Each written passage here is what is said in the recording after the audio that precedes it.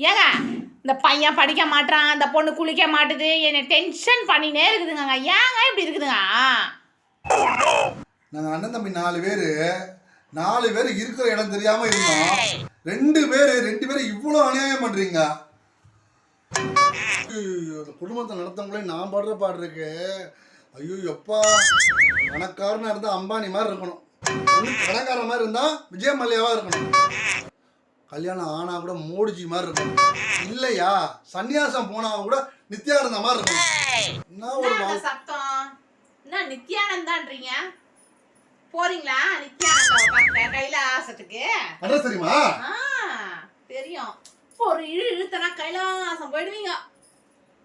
நித்யானந்தா மாதிரி இருக்கணுமாமே. 2 பிள்ளைங்களை பாத்துக்கிறதுக்கு வக்கு இல்ல, நித்யானந்தா மாதிரி இருக்கணுமா? ஒரு கிட்னி போயிடுச்சா அவருக்கு? போறியா? சட்னி தான் நித்யானந்தா